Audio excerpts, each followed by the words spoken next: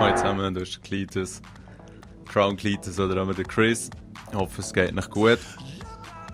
Habt es gesehen, das neues Intro. Ich habe wieder mal etwas probiert, aber auch gerade im Zusammenhang mit dem Logo-Design, das man im Forza machen kann. Und auch im Game. Zieht euch schnell den Karren rechts rein, habt ihr das gesehen, der Blau? Der war einfach im Boden drin.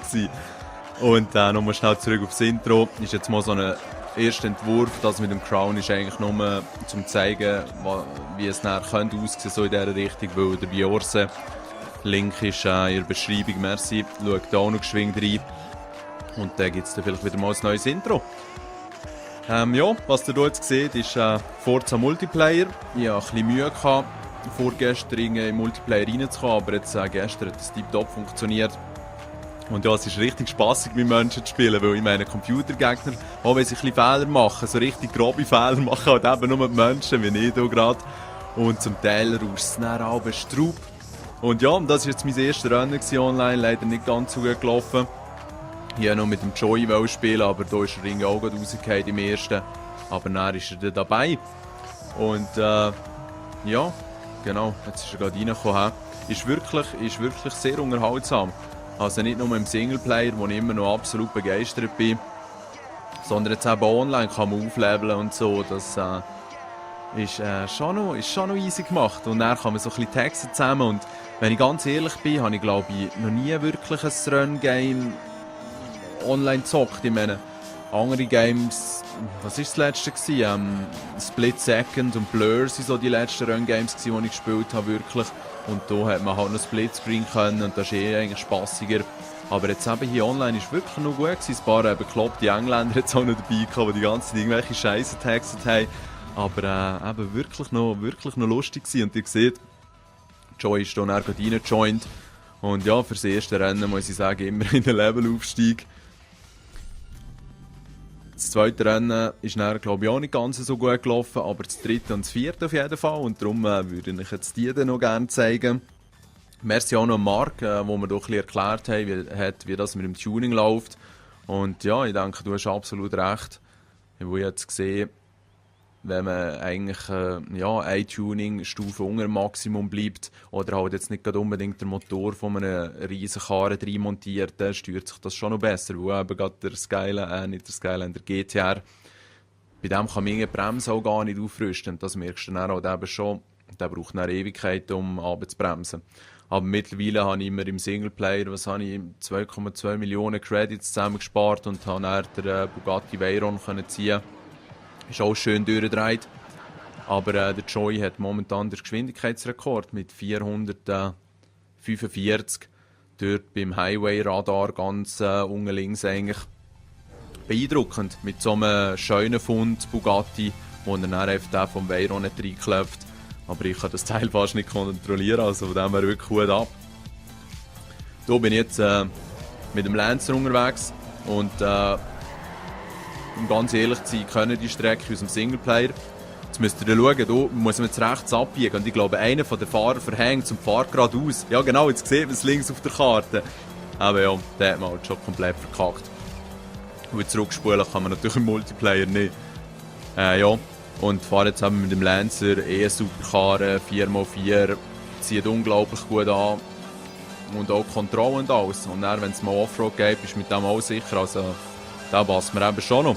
Also die Kurve verhange ich, glaube ich, ein bisschen recht, aber da bin ich eben auch nicht der Einzige. Und das ist eben das Coole. Weil was ich gemerkt habe, man tut sich halt schon noch an dem vor sich orientieren, logischerweise. Und wenn dem seine Bremslichter nicht aufleuchten, tun wir jetzt im ersten Moment auch nicht selber bremsen. Naja, ihr seht's. Ja, eben, obwohl sie die Strecke schon kennen, kann man da auch noch einiges dazu lernen. Und was halt noch dazu kommt, wenn du die ganze Zeit am Texten bist während dem Fahren, ja, das ist der Kontrolle auch nicht dienlich. Jetzt, ihr seht, die Kerne flippen ziemlich um, das ist fast ein bisschen leid. Also der Netzwerkcode ist nicht optimal, aber gut genug, um fair gegeneinander zu racen. Wenn man neu reinkracht und eigentlich zu einem Hindernis für die anderen Fahrzeuge wird werden, wie in der Kurve, die ihr ja vorhin gesehen habt, dann wird der eigene Karren so transparent, was ich auch noch easy finde, weil sonst würde es übelste Verkeilungen geben.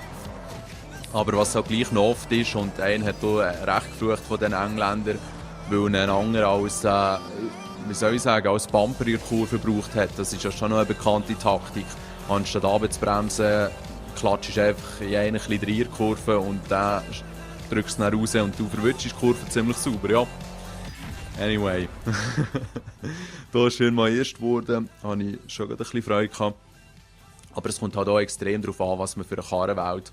Irgendwie logisch, aber auf der anderen Seite merkt man es dann auch extrem. Also, ihr seht ja hier bei Klasse A 600 und so, eben, das ist Leistung und Klasse logischerweise, wie es dort steht. Aber es ist eben nicht so, dass jetzt zwangsläufig der mit der höheren Zahl auch besser muss sein. Weil das Gelände spielt eben schon immer noch eine Rolle. Und dann auch, ja, ist es ein Rundkurs, hat es viele Kurven, es ist eher eng. Dann nimmt man vielleicht eher ein kleineres Auto, ein wendigeres, oder hat es viele Graden, wo es dann auf Topspeed ankommt und so. Also man kann sich da schon noch 10 oder das andere überlegen. Und schnell ein kleiner Abschweifer, und zwar habt ihr es schon mitbekommen, wenn ihr ein bisschen Gaming News checkt. Und zwar ist ja das GTA, das 5 für im Frühling nächstes Jahr angekündigt worden. Und ja, auch wenn es jetzt vielleicht noch relativ weit entfernt Maschinen und zuerst jetzt einmal das Black Ops 2 sicher kommt und gesuchtet wird, ja, ich meine GTA, also mir hat es immer unglaublich gut gefallen und es soll jetzt scheint so ein bisschen auf dem San Andreas basieren und das ist immer mein Liebling gewesen, weil man auch in der Natur draussen rumziehen kann und in den Wäldern, Canyons, auf Bergen und all das. Das 4 war schon easy, aber es war halt eigentlich nur eine Liberty City, halt schon eine grosse Stadt, aber ja, ich finde es dann eben schon noch flashig. Darum bin ich extrem gespannt. Und ja, das wird sicher auch eine Flut an richtig coole Videos wieder geben, die man im ganzen Internet findet, von crazy Stuff, die man machen kann und so. Ja, easy. Und dann, was auch noch ist, mittlerweile ist nicht nur Singleplayer- und Multiplayer-Videos so ein bisschen im Umlauf vom Black Ops 2, wobei Multiplayer ist eigentlich nur ein Trainingsmodus, logischerweise, wirklich online kann man ja noch nicht. Wenn es jemand schon haben wie der Typ in Slowakei oder so. Auf jeden Fall ist dort jetzt eben auch ein bisschen Zombie-Gameplay geleakt. Also so die ersten paar Minuten sieht man sieht so ein bisschen, wie er dort rumsäckelt, der Boden ist eben völlig aufgerissen, aber züngelt das Flämmchen raus. Und irgendwie hat es dann eine kleine auch noch Konfrontation mit Zombies und so, aber nichts Spektakuläres, aber ja, immerhin erste Bilder, ist aber schon noch interessant. Und ja, ich meine, jetzt geht es nicht einmal mit 10 Wochen und ich bin überzeugt, dass Ende nächste Woche kommen die ersten Infos, weil Commentators und so, die Grossen, bekommen sie ein bisschen früher und sie dürfen noch keine Bilder und so natürlich zeigen, aber es wird dann sicher gewisse Andeutungen geben und so, immer interessant. Und die sich sagen, ich will nichts hören von diesem Zeugs, die sind natürlich auch nicht gezwungen und können sich dann freuen auf den 13., wenn es da offiziell draussen ist. So schnell zu diesem Rennen hier. Ich bin hier mit dieser ziemlich alten Corvette unterwegs und habe mich hier relativ schön absetzen, wie ihr vielleicht gesehen habt.